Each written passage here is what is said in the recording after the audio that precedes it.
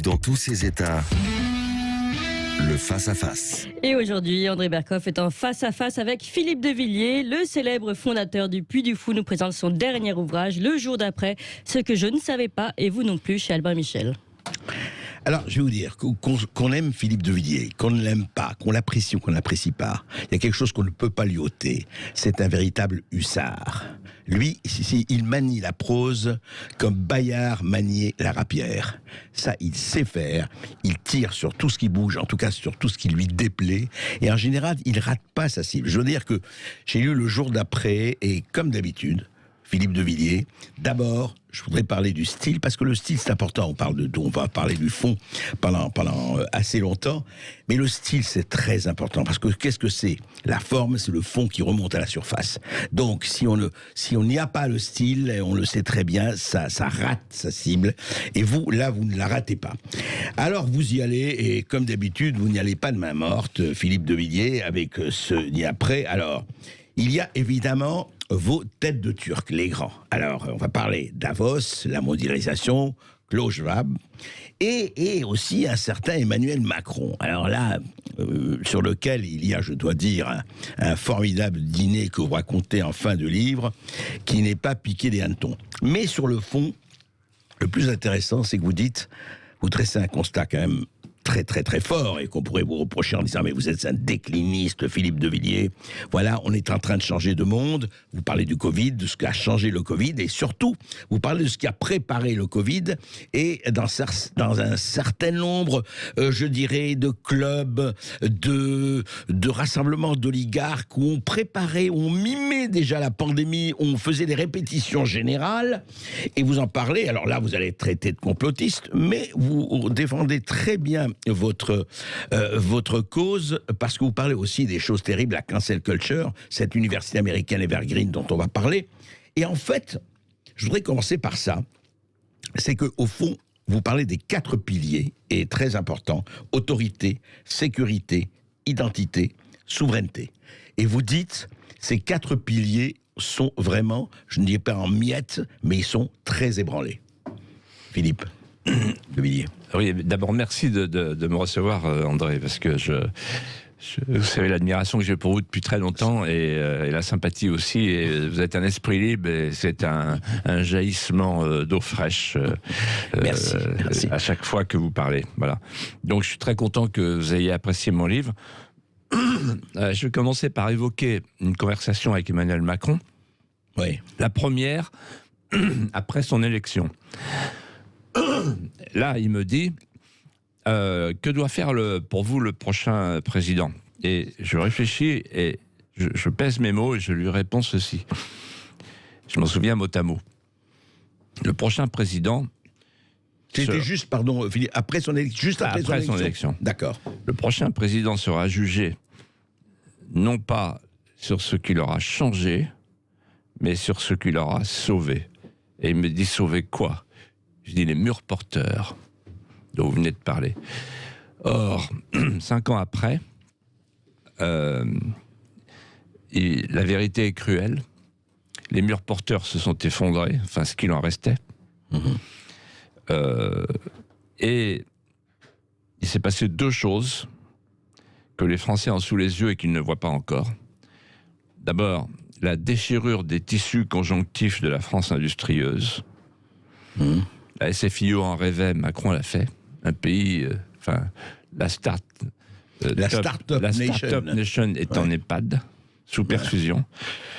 Et deuxième chose, il a laissé se dresser un mur invisible entre 2 sociétés, la société française, de nos civilités, et une contre-société invasive, agressive, vindicative, et qui veut nous détruire. Voilà le bilan. Et donc, alors certains diront, oui, mais Philippe de Villiers était copain avec Macron. Bon, Macron est venu au Puy du Fou. Oui. C'était une amitié dans la vérité. Mais je lui ai toujours dit ceci. À la première minute de notre première rencontre à la Rotonde, je lui ai dit, vous savez, monsieur Macron, la France connaît des problèmes graves qui touchent à sa survie. la question de la souveraineté, la question de la sécurité, la question de l'identité. Et donc, si celui qui sera le futur président ne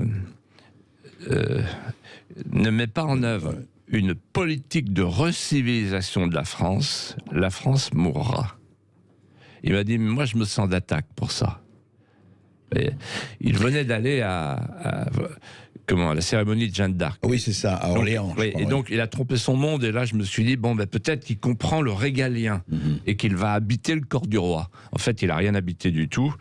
Et là, aujourd'hui, c'est la catastrophe, puisque le Covid, on s'empêtre, quoi. On voit bien, on s'empêtre.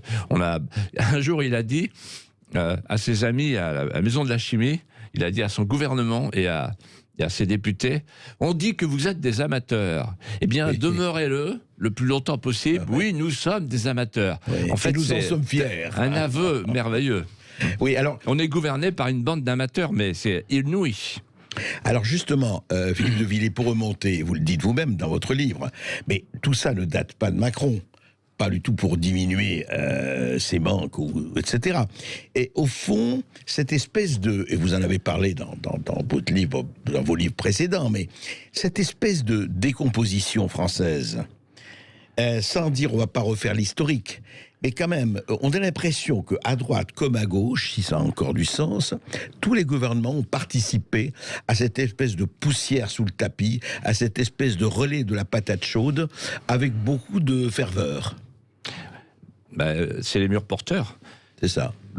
Si on prend l'autorité, par exemple, regardez, depuis Giscard, donc on est passé de l'autorité paternelle à l'autorité parentale. Après, on a expliqué, il y a les enseignants, les enseignants, mais 68, on a expliqué,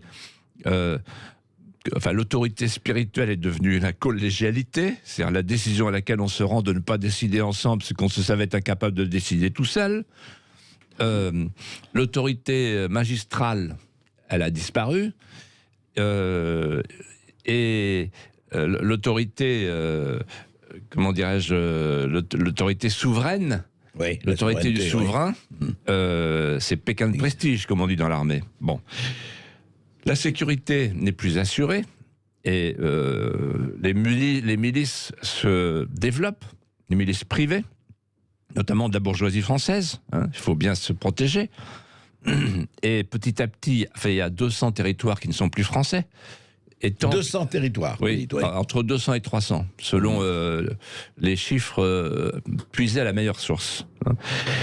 Et puis, l'identité, elle, est en train de se dissoudre. Jamais je n'aurais pensé, en venant ici à Sud Radio, il y a encore 3 ans, avec vous, André, qu'on serait amené à parler de la lutte des races. Ils en sont là. C'est-à-dire que sous la férule de Assa Traoré qui fait la une du Time, on en est à la lutte des races. Alors ce qui accélère tout, et je voudrais revenir parce que c'est le cœur de mon livre, c'est quand même le numérique. Parce que le numérique accompagne la classe dirigeante dans le contrôle total d'une société en liquéfaction. Et si vous me permettez, je voudrais dire pourquoi j'ai écrit ce livre. Parce qu'un jour, je suis tombé sur un exercice de simulation filmé le 18 octobre 2019. À New York, c'est ça? À New York, avec Big Pharma, Big Data, Big Finance, c'est-à-dire les géants du numérique et du capitalisme de surveillance, comme ils s'appellent. Et puis, s'ils n'étaient pas là, ils étaient là, Bill Gates et Soros. Alors, ils étaient là. Ils étaient là. Alors, la fondation de Bill Gates était représentée, et la fondation et le Forum économique mondial Davos étaient représentés. D'ailleurs, ce qui m'a tout de suite interpellé, parce que quand on a l'expérience de l'État, de la vie politique, on voit les choses tout de suite. J'ai dit, tiens, c'est curieux, il n'y a que des puissances privées. Et toutes ces puissances privées font un exercice de simulation d'une pandémie de coronavirus. On est le 18 octobre 2019. J'attire l'attention de nos auditeurs. Pourquoi? Parce qu'il n'est pas question de virus encore. Il n'est pas question de Covid. Or, je vous ai apporté un livre. Et c'est ce livre qui m'a déclenché. Le 2 juin 2020, paraît un livre qui est passé inaperçu. De Klaus Schwab, qui s'appelle Covid-19, la grande réinitialisation. The Great Reset en anglais. Le Great Reset anglais. Et qui dit, nous allons vers une nouvelle normalité. Il faut faire de la pandémie, écoutez bien chaque mot, il faut faire de la pandémie une fenêtre d'opportunité. Alors je me dis, oula. Alors, attendez, récapitulons. Le 18 octobre 2019, ils se réunissent, le capitalisme de surveillance, en disant, voilà, on va faire un exercice de simulation d'un coronavirus, à l'époque à partir du porc. Oui. Et puis, le 2 juin, le patron de la plateforme culminante du village global, Klaus Schwab, fait un livre pour dire il faut que ce soit une fenêtre d'opportunité. C'était 1 an après, non même pas, 6 mois après. 6 mois après. 6 mois après. En plein coronavirus. Et le lendemain, le 3 juin 2020, grande vidéoconférence mondiale avec le gratin mondial, dont le secrétaire général de l'ONU. Et au cours de cette conférence, il est dit voilà la fenêtre d'opportunité, ce que c'est. 1, la digitalisation du monde. 2, le virus climatique qui va suivre, le CO2. Et donc, en fait, là, je me dis ceci, et c'est ça que je veux vous dire, c'est l'essentiel. En 1994, lors de la création de l'Organisation mondiale du commerce, je me souviens de ce que disait mon ami Jimmy Goldsmith, qui était un grand chef d'entreprise mondial, et qui m'a dit, vous savez, Philippe, quand vous mettez 5 milliards de personnes dans une pièce sans cloison, un seul microbe met tout le monde au tapis. Donc en fait... Il vous l'a dit en 94. En 94. Ouais. Donc en fait, je résume la situation. Tous ces gens, ce qu'on appelle les élites globalisées, tous ces gens savaient que ce qu'ils voulaient faire, ils voulaient un monde sans frontières, un monde sans cloison, un monde d'un seul tenant. Les uns pour faire un grand marché planétaire de masse, donc par intérêt, et les autres par idéologie, comme dit le pape François, pour faire remplacer les murs par des ponts. Très bien. Ils ont voulu faire ce monde-là, sans cloison. Ils l'ont fait. Ils savaient que ce monde serait hautement pathogène. Ils s'y attendaient, ils s'y préparaient. Et l'exercice de simulation entre dans cette préparation. Et pourquoi ils s'y préparaient? Parce que, alors, je ne dis pas, ils ont inventé le virus. Oui, parce que j'allais vous dire quand même, Philippe de Villiers, sinon, c'est pas eux qui ont provoqué cela, quand même. Non, je dis simplement, quand on regarde sur Internet le fameux film, vous pouvez aller à votre portée, je donne toutes les références dans mon livre, vous voyez qu'en fait, ils sentaient, ils pressentaient, ils se préparaient. Bon, alors, le virus est arrivé, donc, et là, ils en ont fait une chance, une aubaine, voilà, une aubaine. Une aubaine pour quoi faire? Pour digitaliser le monde, c'est-à-dire mettre notre fort intime en algorithme. Et c'est là qu'il y a une alliance avec la classe dirigeante, parce que un pouvoir faible a toujours la tentation d'aller vers le contrôle total. Et donc il y a une sorte d'alliance, la parabole du gendarme et du mouchard. Le gendarme, les pouvoirs publics qui disent aux mouchards, les algorithmes, apportez-moi les informations sur mes sujets et je vous donnerai toute la liberté, y compris de prendre la toge lorsqu'il s'agira, évidemment, d'arrêter Twitter pour Monsieur Trump. Et donc, en fait, il y a cette alliance, alliance objective. En fait, on dit aux mouchards, attention, c'est l'algorithme, c'est pas nous, c'est l'algorithme. Exactement, ça. Voilà. Et donc, en fait, à l'instant, en venant dans ce studio, je viens de voir une information qui m'a été apportée par des très hautes personnalités du monde de l'armée française. Le Pentagone vient de suggérer un implant cérébral, un implant sous-cutané, ils appellent ça, contre le Covid. C'est-à-dire qu'en fait, ils travaillent déjà tous avec les géants du numérique sur la phase d'après. Et en fait, c'est quoi le jour d'après? Parce que c'est le titre de mon livre. Le jour d'après, on peut le qualifier de 3 fois, en 3 phrases.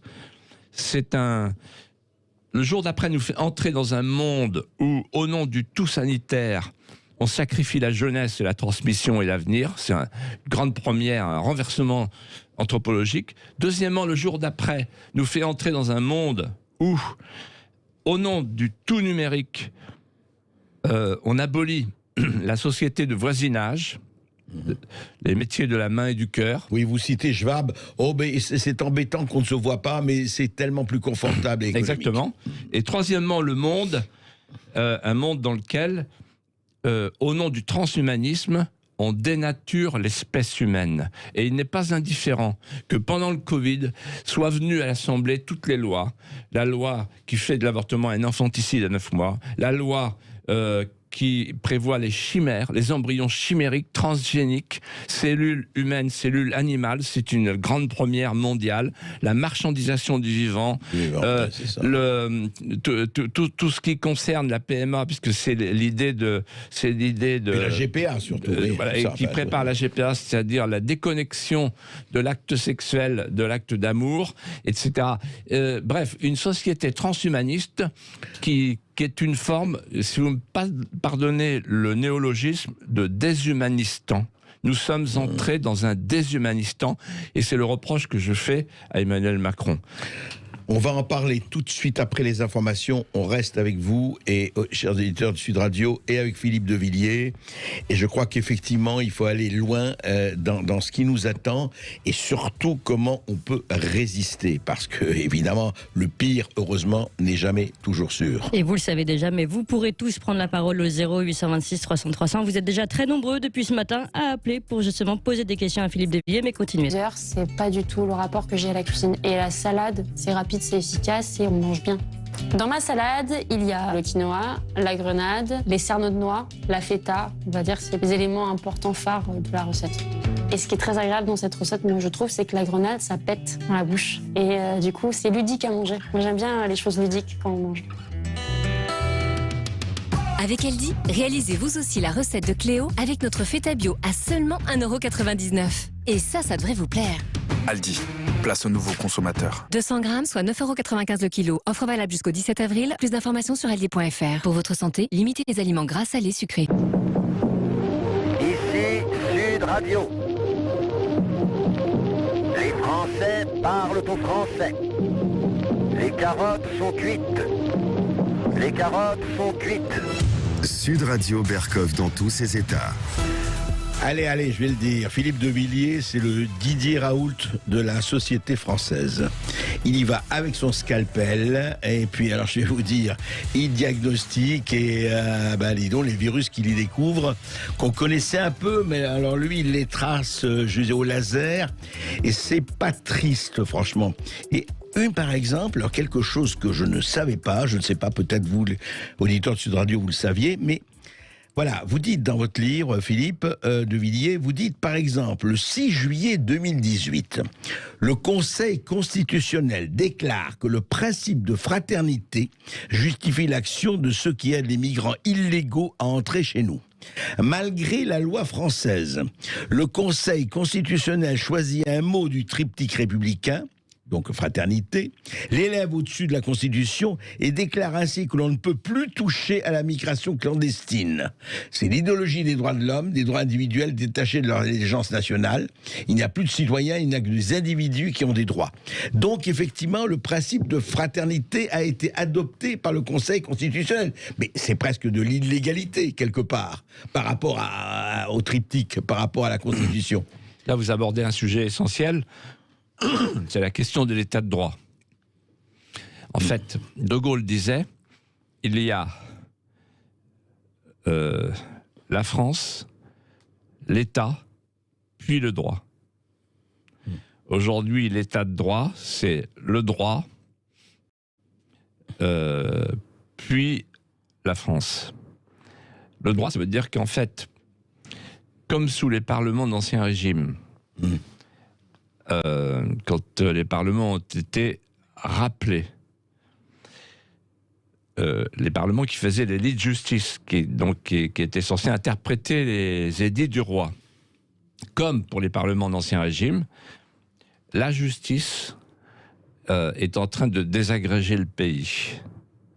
C'est-à-dire que ce n'est plus le peuple qui fait la loi. La loi est interprétée, réinterprétée par 4 cours suprêmes. De Gaulle disait, la Cour suprême, il n'y a qu'une Cour suprême, c'est le peuple. Ouais. Il ne voulait pas de Conseil constitutionnel. D'ailleurs, il est parti après un référendum perdu. Voilà. Il est parti. Il est parti. Et là, nous avons 4 cours constitutionnelles, le Conseil constitutionnel, la Cour de cassation, le Conseil d'État et les 2 instances européennes, la Cour de justice et, voilà, et la Cour des droits de l'homme. Et ces 4 cours suprêmes donnent une interprétation de la vie en société qui est radicalement contraire au principe de la survie et de la souveraineté. À travers un exemple, la non-discrimination. C'est-à-dire que, par exemple, à Bruxelles, on considère, les cours de Bruxelles et les cours de Luxembourg considèrent que il y a un droit inné au regroupement familial. Donc, qui est supérieur à toutes les constitutions. Oui. Donc, ça veut dire que c'est la migration à tout craint. On ne peut pas s'y opposer, on ne peut rien faire. On ne peut pas s'y opposer. Et le Conseil constitutionnel démolit pierre après pierre l'édifice de nos lois, non seulement sur le regroupement familial, mais aussi sur le principe de la discrimination. Or, qu'est-ce qui fait la différence entre un étranger et un citoyen? C'est 2 choses. C'est 1, la pérennité du séjour, 2, le droit de vote. À partir du moment où il n'y a plus ces 2 distinctions, et notamment la pérennité du séjour, parce qu'il y a le principe de non-discrimination, c'en est fini. Et derrière la réforme de l'ENA, qu'est-ce qui se cache? Et derrière toutes les réformes de Macron, qu'est-ce qui se cache? C'est la non-discrimination. C'est-à-dire, en fait, la discrimination positive. Emmanuel Macron est un Américain, un global young leader. Oui. Voilà. Oui. Et en fait, influencé par les cabinets McKinsey, le Happy Management, parfois on peut l'appeler Macron. À plusieurs millions de dollars par mois. Voilà. Enfin, ça, et en fait, il est influencé, donc il fait du Happy Management et il veut installer en France ce que Sarkozy avait déjà commencé. La discrimination positive. En fait, la France, sous la férule de ces jeunes gens d'En Marche, qui sont tous des ludions utiles de la révolution numérique hors sol, ces jeunes gens d'En Marche veulent installer en France une société américaine. C'est pour ça que ils restent fascinés et impuissants devant la cancel culture. C'est presque la société liquide de Zygmunt Bauman. Hein. C'est ça. Société liquide, poreuse, quoi, tout passe. Ouais. Hors sol. C'est-à-dire qu'en fait, en fait, aujourd'hui, et ça sera l'enjeu de la présidentielle, on a le choix suivant.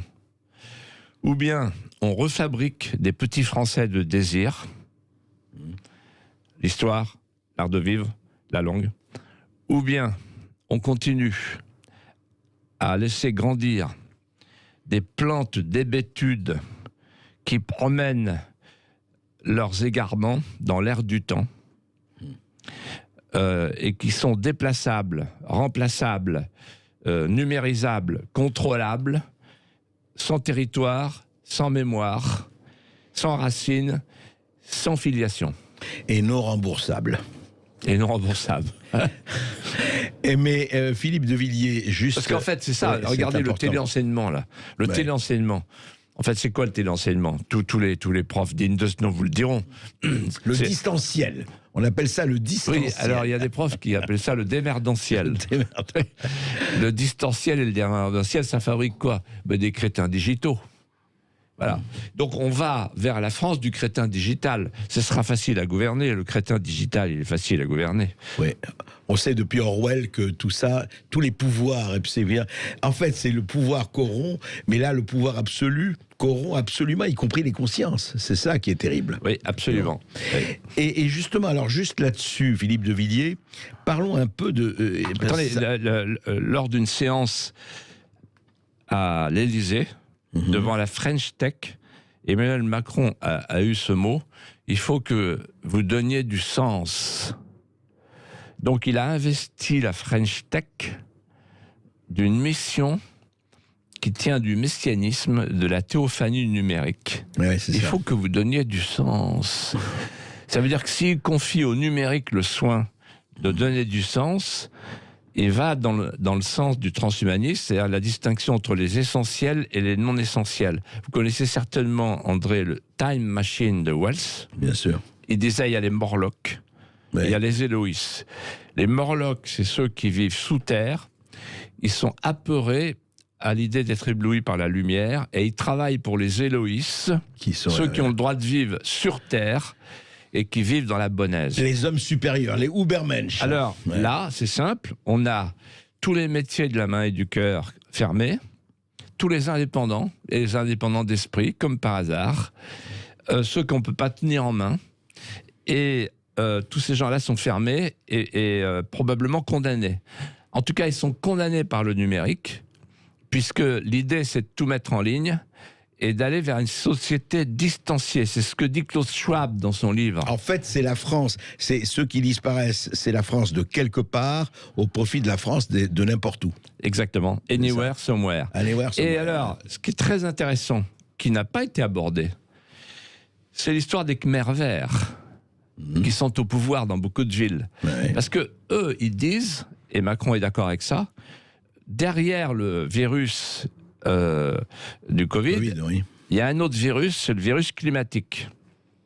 Et au nom du virus climatique, d'ailleurs du CO2, il faut enfermer les gens chez eux. Donc plus de voitures en ville, plus d'avions, la dame de Poitiers, et le budget genré, etc. C'est-à-dire en fait changer de société. Calfeutrer les gens chez eux, c'est-à-dire décroître pour décarboner et transformer la France en un camp de rééducation permanente, avec la mosquée de Strasbourg, etc. C'est-à-dire remplacer les églises par des mosquées, etc. C'est ça, les Khmers verts. Les Khmers verts, ce sont des révolutionnaires qui se servent du climat comme d'un outil, un levier d'Archimède. Oui, alors qu'il faut savoir qu'aujourd'hui, vous savez ce que pèse la France dans le monde en CO2 ? 0,9%. Oui. Et donc, pour ces 0,9% de CO2, on va supprimer les centrales nucléaires qui ne produisent pas de CO2, on va installer des éoliennes qui vont massacrer tous les paysages. Et qui polluent énormément. Et qui, avec 17 métaux rares qui viennent de la Chine et qui polluent notamment toute l'Asie. Et on va aussi décourager toutes les entreprises qui voudraient relocaliser avec un délit d'écocide qui leur fout la trouille et qui fait dire à tous mes voisins, moi, pas question de délocaliser depuis l'Asie. Et ce qui est extraordinaire aussi, c'est qu'ils agitent le spectre de millions de migrants climatiques. Il dit, attendez, vous n'avez rien vu par rapport à l'immigration là que vous dénoncez, c'est pas bien du tout. Vous allez voir les milliards de gens qui vont arriver à cause du climat. Non, ça fait partie, effectivement. Mais alors, André, quand nous étions plus jeunes, vous et moi, que vous étiez un jeune journaliste et moi un jeune homme politique, on a connu l'époque de Bernard Stasi. Une chance pour la France. Alors d'abord, moi, quand j'ai commencé en politique, on m'a dit l'immigration, il n'y a pas d'immigration. Non, de toute façon, la France a toujours été une terre d'immigration. Mais j'ai fini par le croire. En fait, la France n'a jamais été une terre d'immigration, c'est pas vrai. Et elle a commencé à être une terre d'immigration dans l'entre-deux-guerres, avec les Italiens, les Portugais, mais qui avaient la même civilisation que nous. Alors, donc, la France a toujours été une terre d'immigration. Premier mensonge. Alors après, quand ils ont vu qu'ils ne pouvaient pas tenir sur ce premier mensonge, ils ont dit « Ah, mais l'immigration est une chance pour la France. » Stasi. Voilà. Et donc, l'idée de passer de l'assimilation, qui est dans le Code civil, à l'insertion, à l'intégration. Oui. Et maintenant qu'ils voient qu'il y a deux sociétés face à face, alors, ils nous expliquent qu'il n'y a pas plus d'immigrés que ça et que de toute façon, il va falloir le vivre ensemble. Là. Le vivre ensemble. C'est en fait le vivre ensemble. Ça consiste à essayer de faire vivre côte à côte deux civilisations qui ne sont pas miscibles. La civilisation arabo-musulmane et la civilisation christiano-occidentale. Jamais dans l'histoire, elles n'ont pu s'entendre. Sur le même territoire. Donc on est en train d'installer sur notre sol, je pèse mes mots, André, j'espère que les gens m'écoutent et qu'ils tireront les conclusions de ce que je suis en train de dire. On est en train d'installer la guerre civile. C'est ça que je reproche à Emmanuel Macron. Et je le lui ai dit, si vous abandonnez le principe de l'assimilation, on va à la guerre civile. Qu'est-ce que c'est l'assimilation ? L'assimilation, ça consiste à dire à celui qui vient chez nous. Oui, on l'accepte, on l'accueille, mais les valeurs françaises doivent être respectées. L'art de vivre, l'art de penser. On se retrouve juste après ceci et avec les auditeurs de Sud Radio, Philippe de Villiers. Et oui, c'est à votre tour de prendre la parole. 0826 300 300. On reviendra avec Philippe de Villiers sur ce jour d'après, sur ce jour de domination des géants du numérique et du transhumanisme. Vous pouvez aussi revenir sur un autre sujet, celui de Georges Borde, ce résident attaché 15 jours à un fauteuil bourré de somnifères, car il était potentiellement porteur du Covid dans son EHPAD. Et d'ailleurs, cela relève des mêmes problèmes de fond que ceux évoqués par Philippe de Villiers. Donc on évoquera tout ça ensemble. 0826. Ici Sud Radio. Les Français parlent au français. Les carottes sont cuites. Les carottes sont cuites. Sud Radio Berkov dans tous ses états.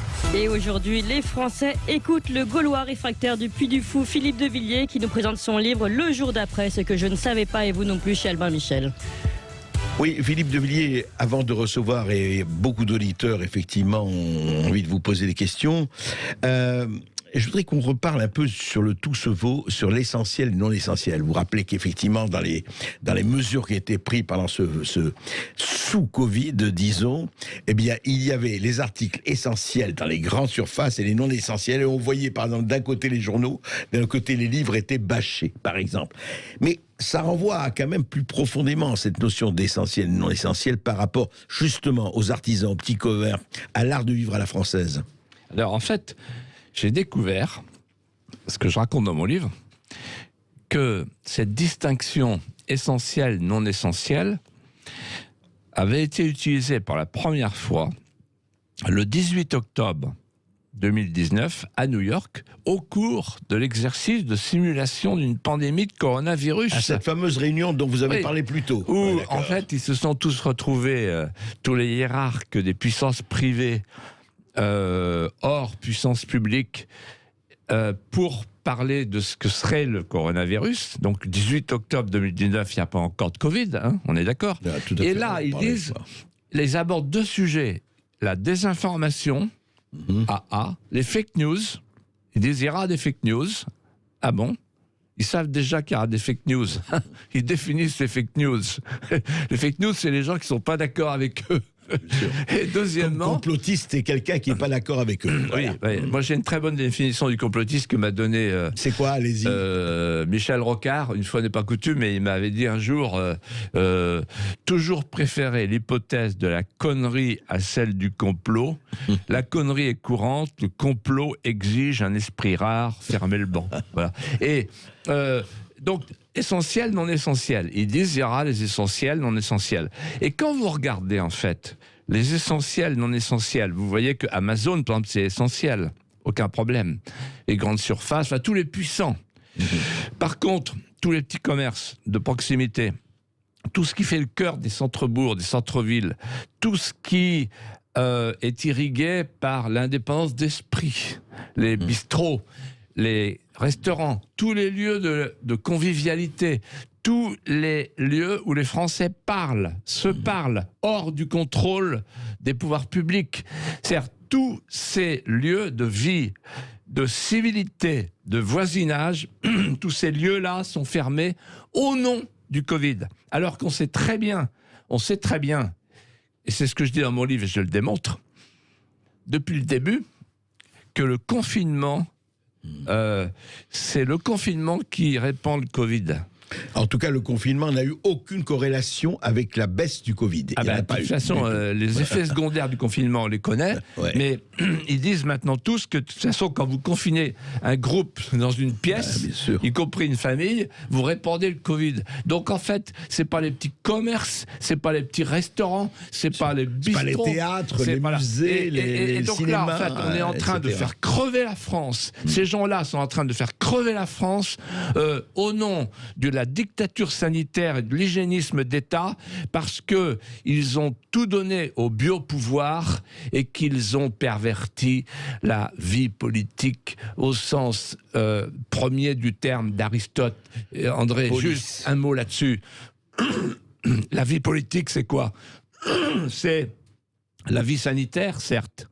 au sens prophylactique, mais aussi la vie créative, mais aussi la vie familiale, mais aussi la vie affective, mais aussi la vie sociale, la vie sportive, tout ce que c'est ça la vie. Et le politique, il embrasse la vie. Et la vie, c'est le risque de la vie. Et quand on nous dit mais il y a des nouveaux variants, ça y est, alors combien de temps ça va durer le masque alors? Combien de temps on va accepter cette société qui est en train de se désagréger? Et donc c'est une déchéance du politique que de considérer l'hygiénisme d'État comme une exclusivité de la vie politique. Quand M. Macron, le 13 mars 2020, a remis les pleins pouvoirs au maréchal Delfrécy, qui a fait don de ses erreurs à la France, il a capitulé. Et c'est là qu'il a chanté quelque chose en moi de Delfrécy. Enfin, allusion. Non, mais pour revenir juste pour finir là-dessus, cette phrase magnifique disait « Ceux qui, par peur de mourir, ont arrêté de vivre ». Ceux qui, par peur de mourir, ont arrêté de vivre. C'est ça le vrai problème. Oui. Alors Clémence. Alors, nos auditeurs, eux, ne capitulent pas et ils nous appellent, ils sont bien nombreux au 0826 300 300. La parole à Pascal qui nous appelle d'Alsace. Bonjour Pascal. Oui, bonjour Pascal. Bonjour Clémence. Bonjour. D'abord, un soutien à vous, Monsieur Bercoff, et à vous, Clémence. On a besoin de vous. Ne capitulez pas à la censure. Battez-vous. On a besoin de vous. Pas question. On ne capitulera pas. Comptez sur nous. Bien, parce que franchement, vous êtes notre source. Ça vous nous permettez de nous exprimer. Et ça, c'est très très rare aujourd'hui dans cette dictature. Moi, j'appelle ça une dictature qui se met en place. Et là, j'ai aussi une question à votre invité, Monsieur De Villiers, que je salue. Monsieur De Villiers, vous dites que le virus n'a pas été fait exprès. Moi, je crois que ce virus, quelque part, il est tombé au bon moment pour justement mettre en place cette dictature que nous subissons depuis un an maintenant et qui n'est pas prête de s'arrêter. Vous parlez de Bill Gates aussi.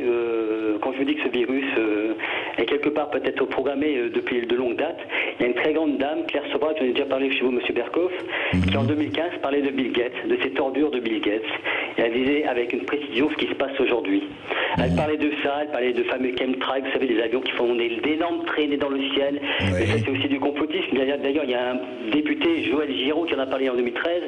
Il parlait notamment de Bill Gates et de ça, parce que Bill Gates est aussi derrière tout ça. Mais bien sûr, maintenant, on n'en entend plus parler de ce monsieur-là.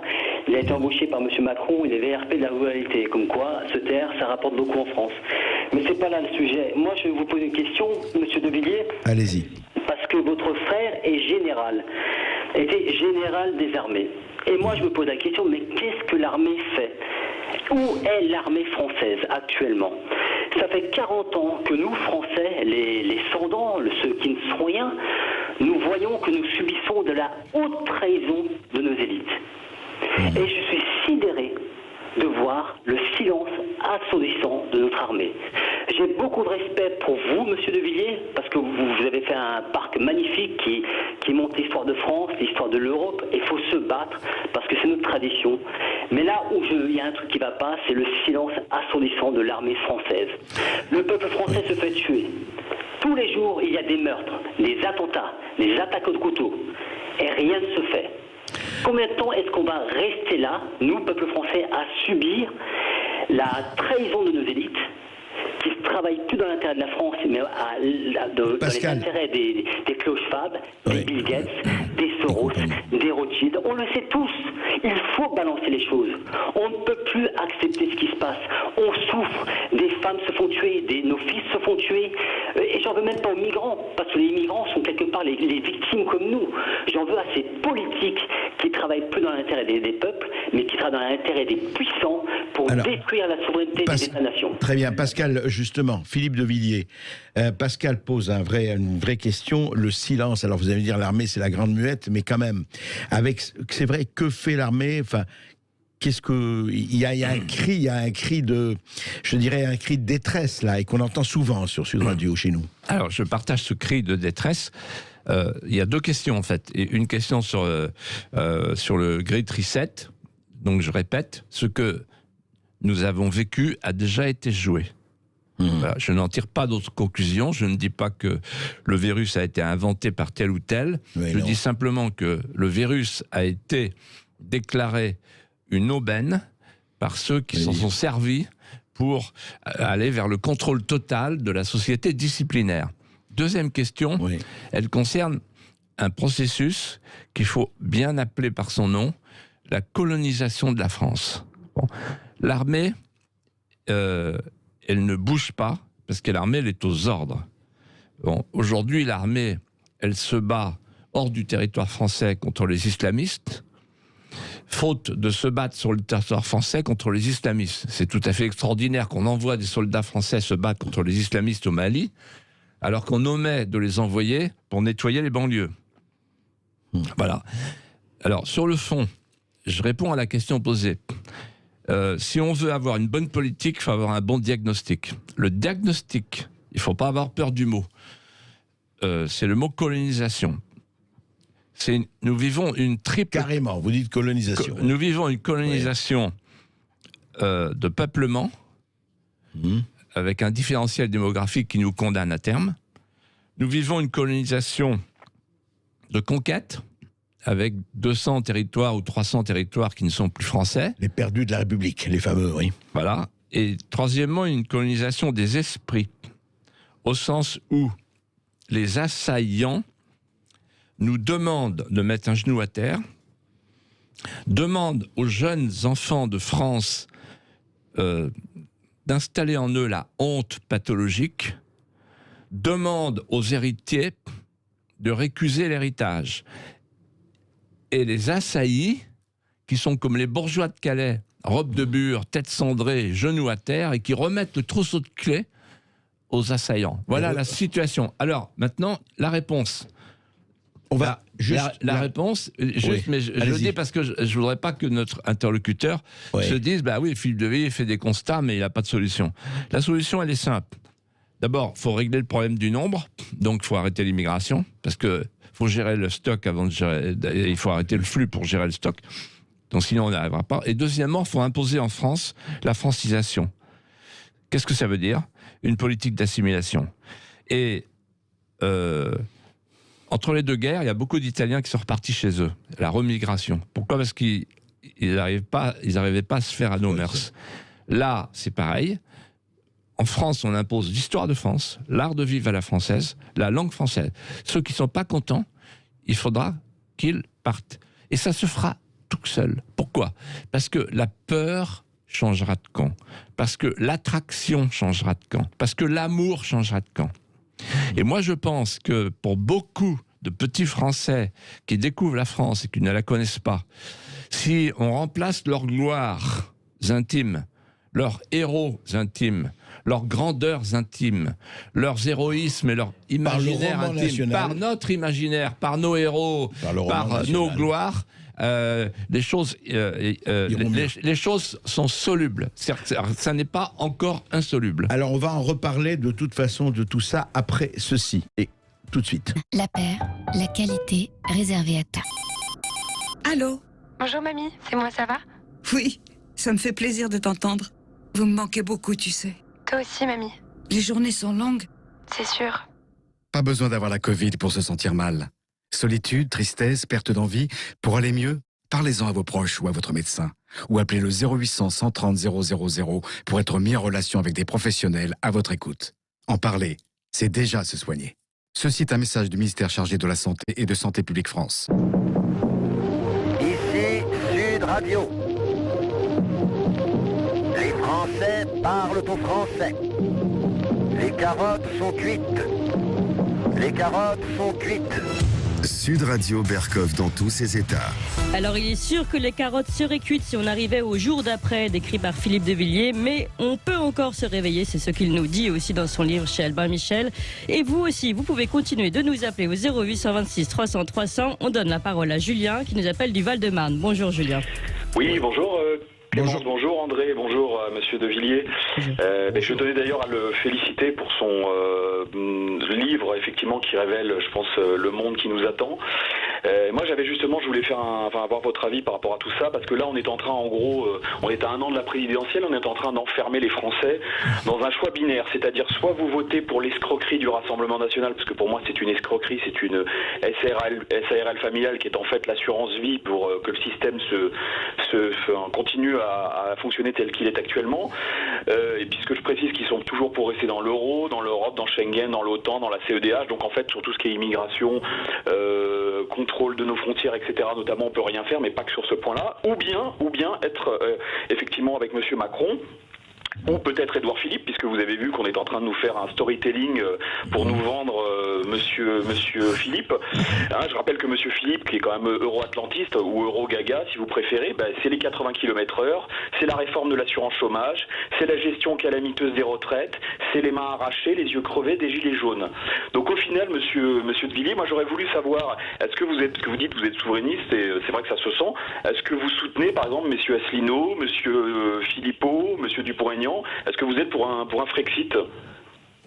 Alors, Philippe de Villiers. D'abord, vous vous exprimez de manière remarquable, je trouve, et vous dites les choses très crûment, comme il faut les dire.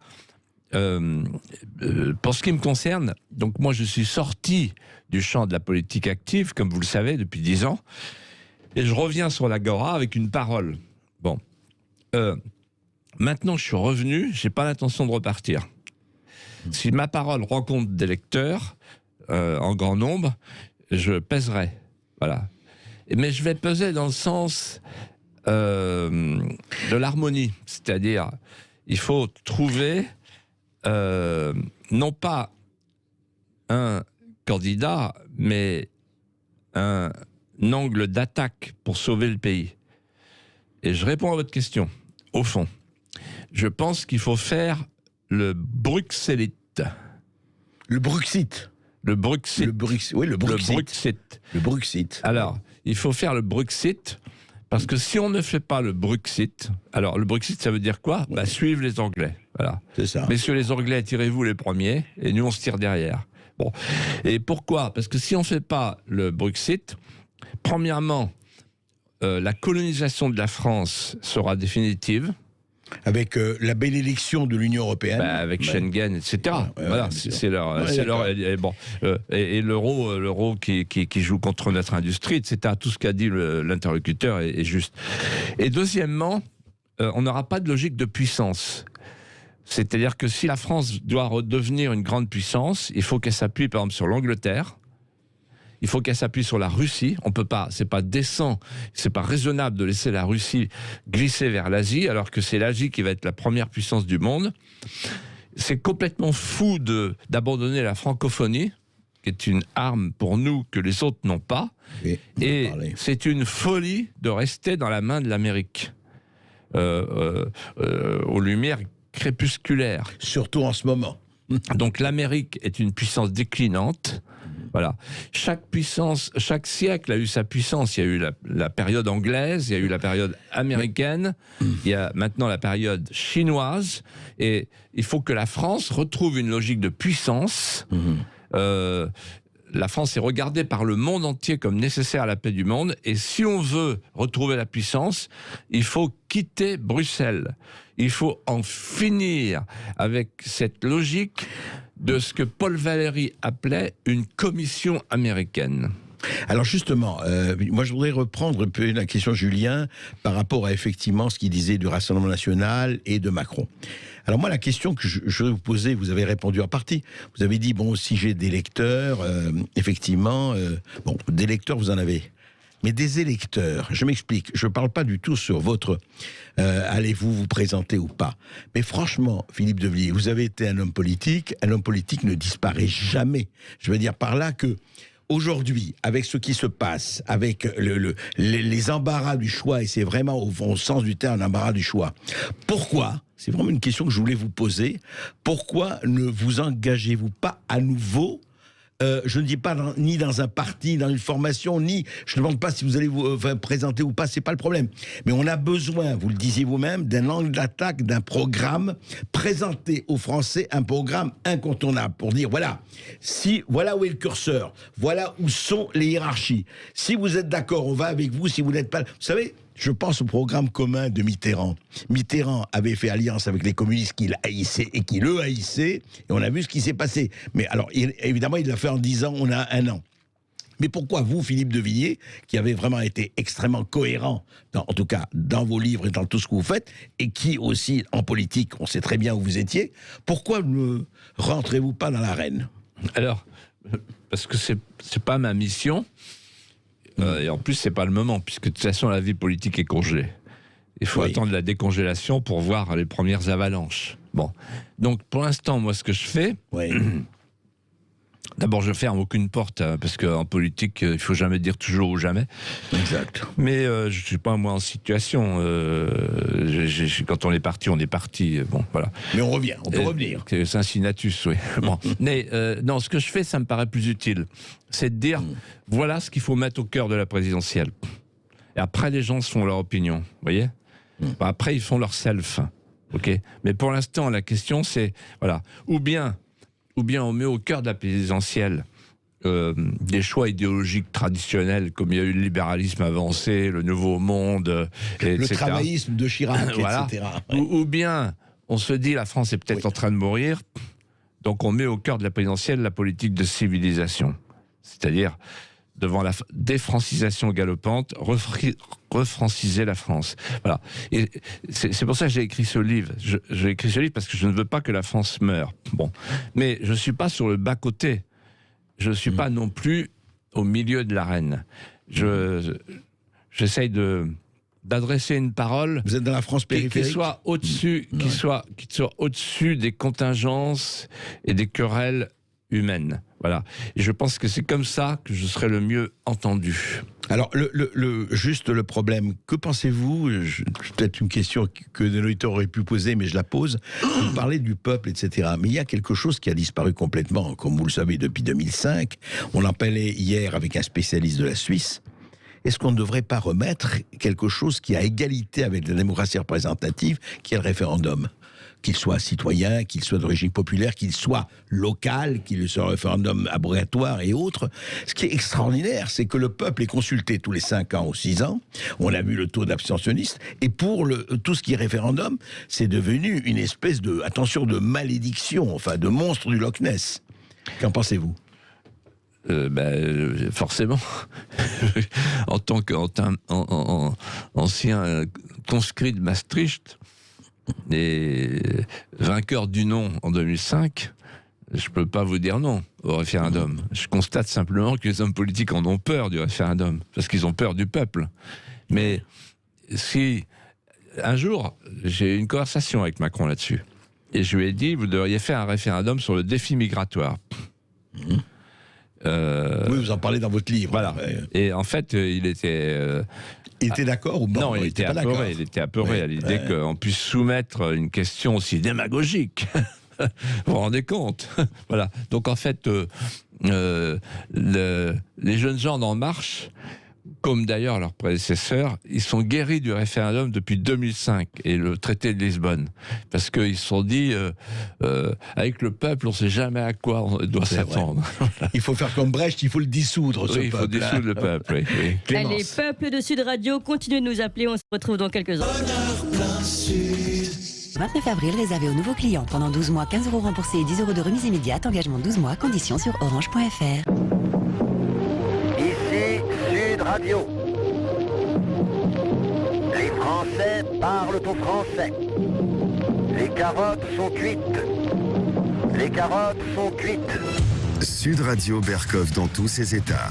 Et oui, vous êtes nombreux Français de Sud Radio à prendre la parole aujourd'hui, à nous appeler pour poser des questions à notre invité Philippe de Villiers. Allez, on va à Quimper, on donne la parole à Lionel. Bonjour Lionel. Oui, bonjour Lionel. Bonjour André, bonjour à Clémence et bonjour à Monsieur de Villiers.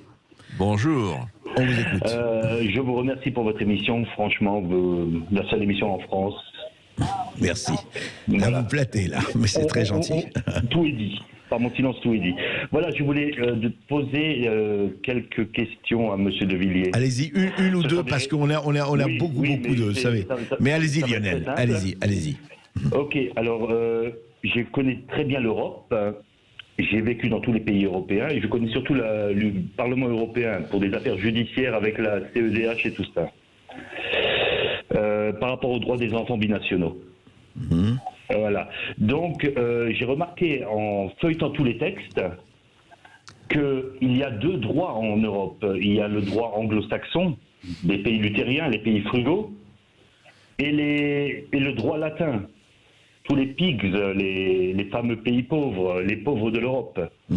Comment peut-on faire des traités sans uniformiser tout ça sans qu'il y ait quelqu'un qui soit discriminé.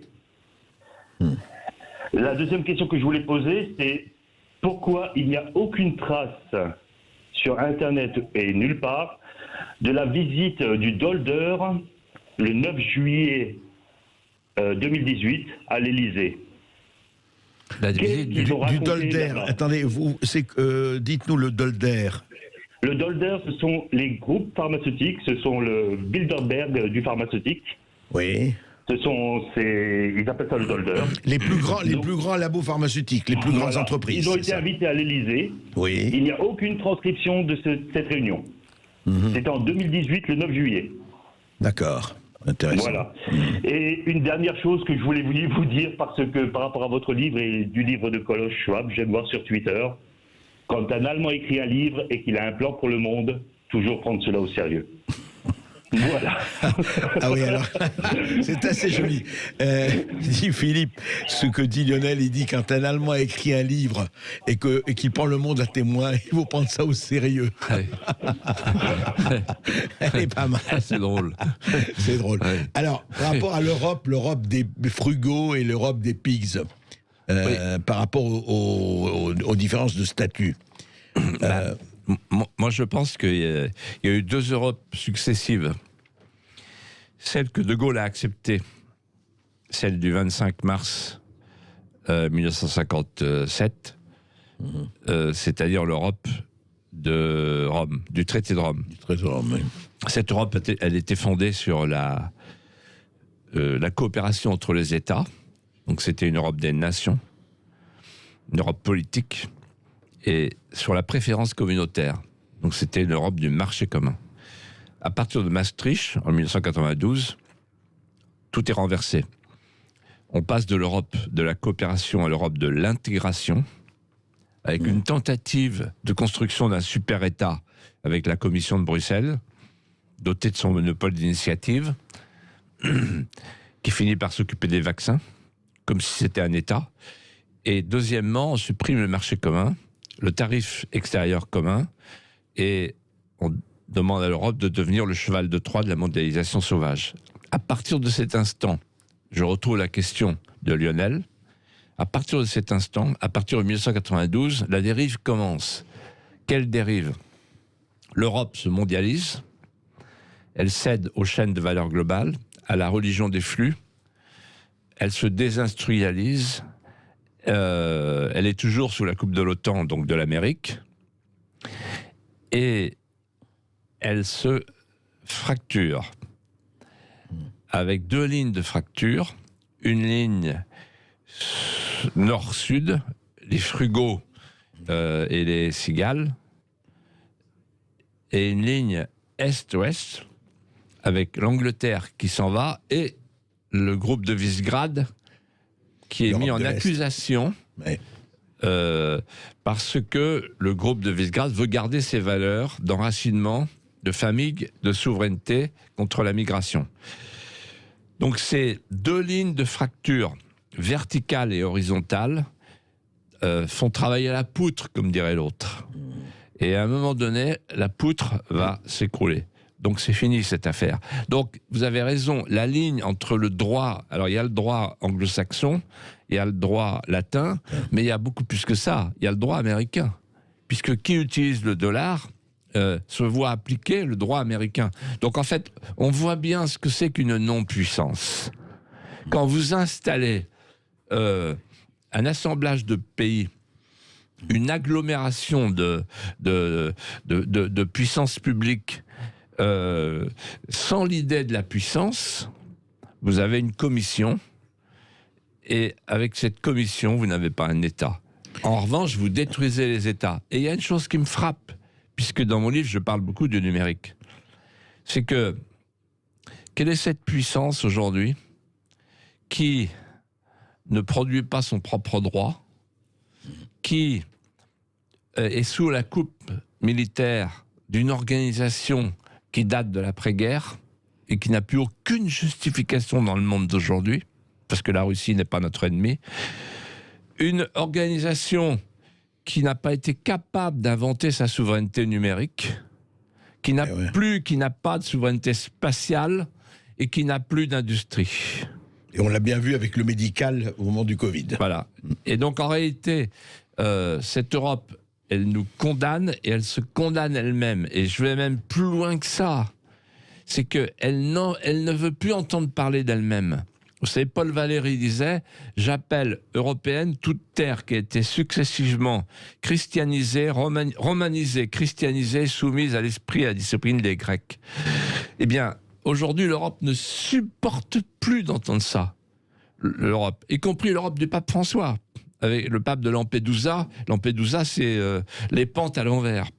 Ouais. Ouais. C'est-à-dire qu'en fait, ils sont tous d'accord pour islamiser l'Europe.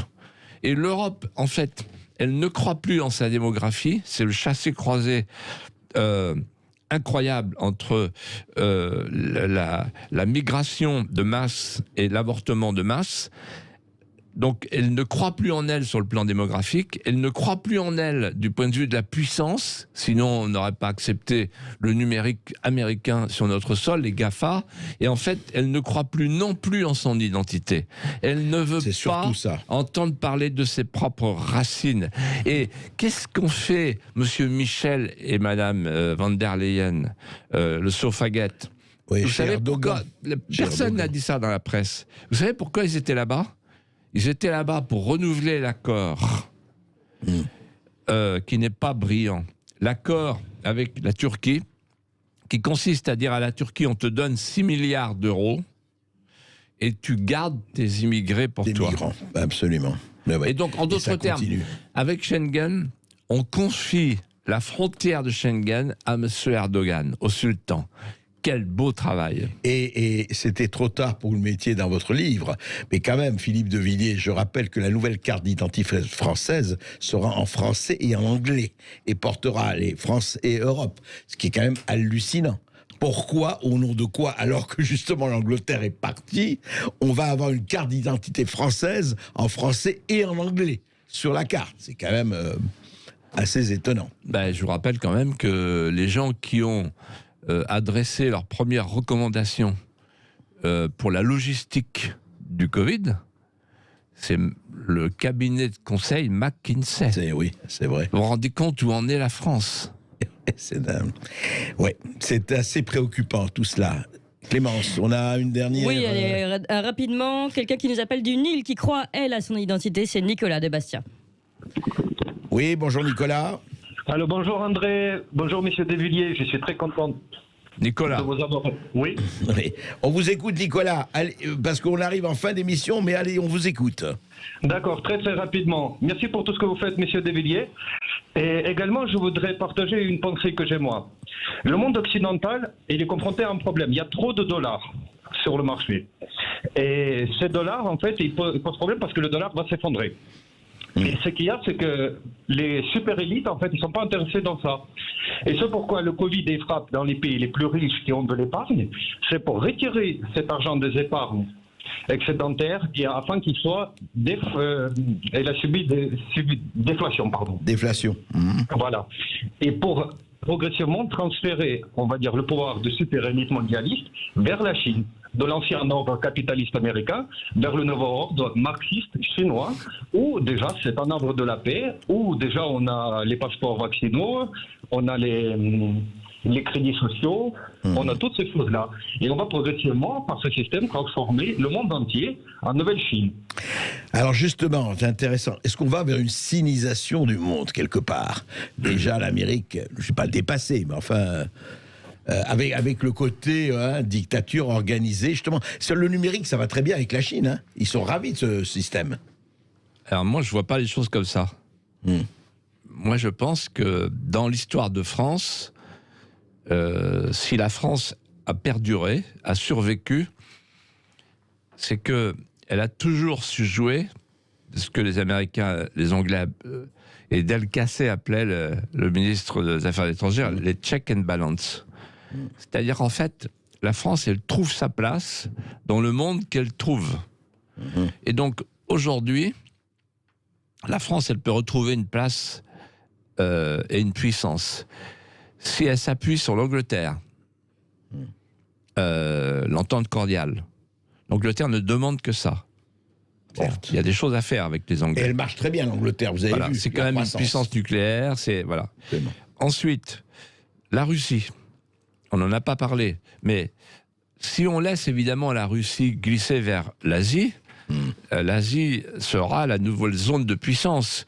Si on fait ce qu'avait demandé le pape Jean-Paul II, une Europe qui respire de ses deux poumons, le poumon chrétien à l'ouest, le poumon orthodoxe à l'est, la nouvelle Rome, comme on dit à catholique Moscou. à l'ouest, orthodoxe à l'est. Vous vous rendez compte que, en fait, Poutine n'est pas notre ennemi, Poutine est notre allié, Poutine il a défendu les chrétiens d'Orient.